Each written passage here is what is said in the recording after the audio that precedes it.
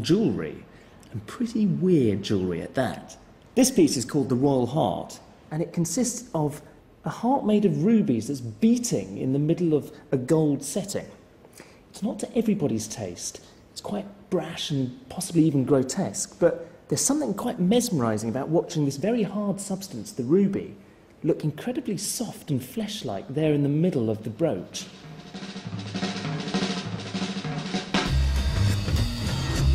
By the 1940s, Dali had produced numerous surrealist masterpieces, made a groundbreaking film, and introduced surrealism to fashion and jewellery.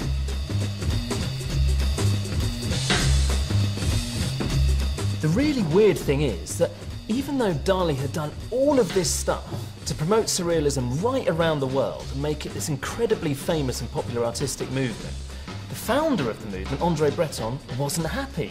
And he actually expelled Dali from the surrealists altogether, ridiculing his love of fame and money with a catchy anagram that transformed Salvador Dali into Avida Dollars, which basically means greedy for bucks. More seriously, the predominantly left-wing surrealists took deep offence when Dali failed to protest against the rise of fascism across Europe. They particularly disapproved of him depicting Hitler in some of his paintings. The surrealists may have disowned him, but Dali didn't care. He thought he was surrealism, with or without the official stamp.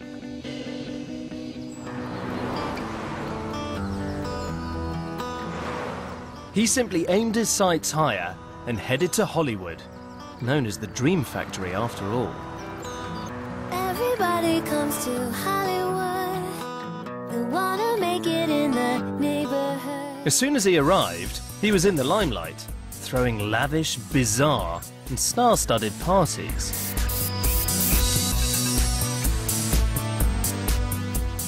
Ever since Dali's early success with his surreal films, he'd been keen to return to the biggest, most mainstream canvas on offer, cinema.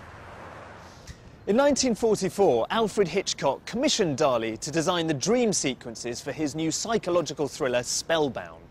The film starred Ingrid Bergman as a frosty psychoanalyst who falls in love with her amnesiac patient, played by Gregory Peck, who might or might not be a killer. It was one of the first films to treat the subject of psychoanalysis seriously, paving the way for Hitchcock's later masterpieces like Psycho and Vertigo. The studio loved the idea of Dali's involvement because it guaranteed free publicity. They estimated that the commercial value of his name was $50,000, an enormous amount for the 40s. And for his part, Dali believed that he was about to ignite Hollywood with his surrealist art. It seemed to be a gambling house, but there weren't any... Dali designed the backdrops for a dream sequence in which he revisited the eye-slitting moment that he'd devised in Chien Andalou. Cutting all the drapes in half. Hitchcock understood exactly why Dali was going to work so well on film. I requested Dali. Selznick, the producer, had the impression that I wanted Dali for the publicity value. Yeah. That wasn't it at all. What I was after was, again, the thing we talked about earlier, the vividness of dreams. As you know, all Dali's work is very solid and very sharp, with very long perspectives and black shadows.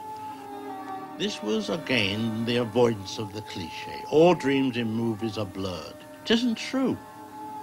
Dali was the best man for me to do the dreams because that's what dreams should be.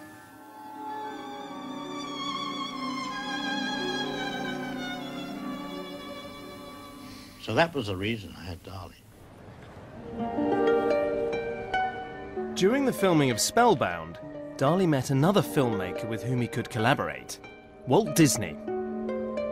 At the beginning of 1946, Dali arrived here at the Walt Disney Studios to work on a 6-minute animated film called Destino. For the next 8 weeks, he clocked in every morning like a regular employee and headed down Dopey Drive to make his preparatory sketches. Dali loved the creative possibilities of animation. Now he could take all the elements of his paintings, the melting forms, illusions and optical trickery, to a fantastical new level.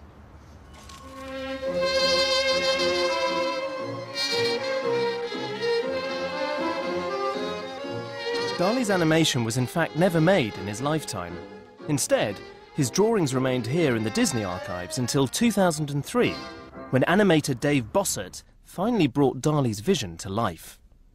Dali had always admired Walt Disney's animation. He thought that that was a natural extension of surrealism. I've got a couple examples of some of the visual development work that he did, and this is actually one of my favorite pieces. I really like this piece a lot. There's a baby carriage for this woman's head, and she's wearing the snail slippers, which are kind of interesting. What does it mean? You know, it beats me. I don't know what it means, but I like looking at it. This one, it's showing our hero. She's actually sort of dancing up this incline, and there's this vat of eyeballs here. When she gets up to the top, she's going to go off and fall into a big basket of eyeballs. Don't ask me to tell you what that means.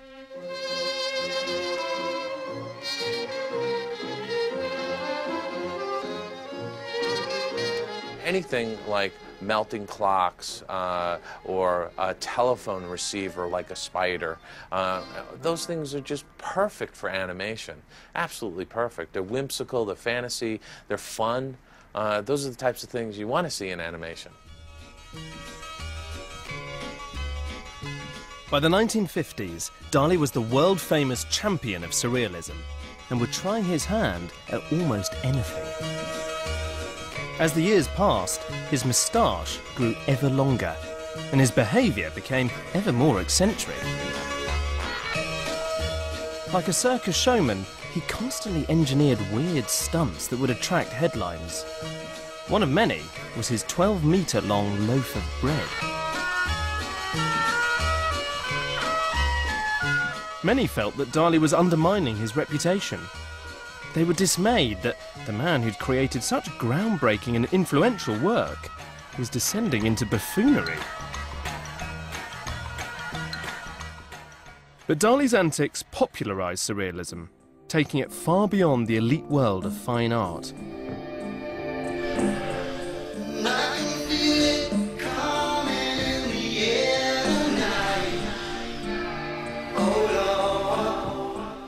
Today, it's everywhere. You can hardly turn on your TV without encountering the surreal. I've come to meet top ad exec Robert Senior to find out why today's commercials in particular are so often so surreal.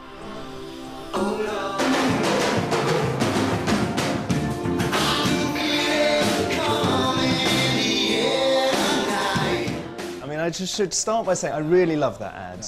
And part of the reason I think I love it is because you've got this gorilla who looks so soulful and sort of kind of sad and a bit melancholy, and then he just lets rip and he starts drumming, and it's all really good fun. What it's got to do with chocolate, I do not know at all, but my understanding is that it works. The start point was we want to bring to life, and dramatise, if you like, unbridled joy. Why a gorilla? Why not? Well, but isn't that precisely the point of surrealism? Things are so much more beguiling the less you understand them. Yeah. But something else like, I don't know, a lizard doing the can-can, that wouldn't work. It could have been. You see, that's the wrong lens. That's the lens to try and understand why, to try and apply a cognitive analysis to it, is to miss the point. Its start point is not, I want you to think differently about this. The start point is, I want you to feel an emotion about that. The art of a great salesman is they don't have to sell. And surrealism takes you away from the real, quite literally, into another place. And it makes you feel something that you can't quite rationalise. If you take Dali himself, I think he really understood branding in its truest sense. He understood the importance of being, of the element of surprise. And that's just great. And yet he was very consistent in that, included in how he presented himself. And that's the mark of a great brand. He understood branding so much that he actually started appearing in ads. And I brought along a disc with a couple of his best ads on it, and I'd like to... I don't think you've ever seen them. I don't know. I haven't seen them, no. But it'd be good to get your professional go ahead, opinion, let's see. if that's all right. Yeah. Happy wobbles, but devoted wobbles. Then the Alka-Seltzer shoots into the stomach. Here, it neutralizes that bad excess acid. Meantime, the specially buffer aspirin is speeding into your bloodstream to all places of pain, So those beautiful places will feel beautiful again. Alka-Seltzer is a work of art, truly one of a kind, like Dali.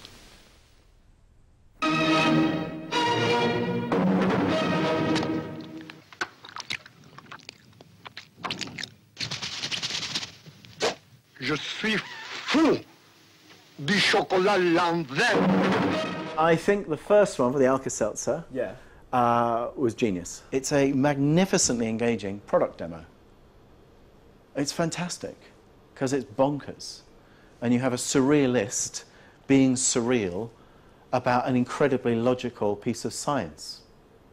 That's a juxtaposition, if ever there was one. I think that was great. I think the chocolate one was pointless. Pointless? Utterly I love pointless. the chocolate one. Yeah, but it's just exactly great. And you'll buy it and I won't. That's how it goes. That's how it works.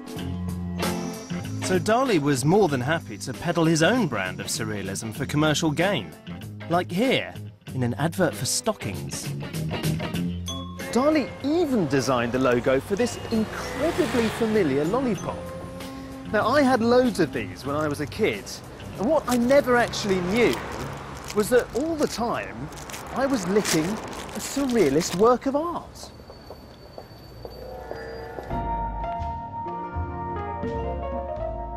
Despite the stunts and commercial ventures, Dali's post-war career did deliver some of his most popular paintings. A new fascination with religion informed pictures like The Temptation of St. Anthony.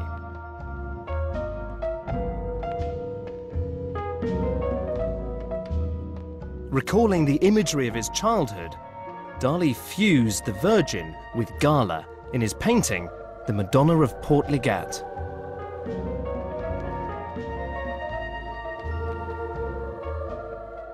The crucifixion inspired him too. In 1951, he painted Christ of St. John on the cross. Its bold perspective, apparently inspired by a dream, reveals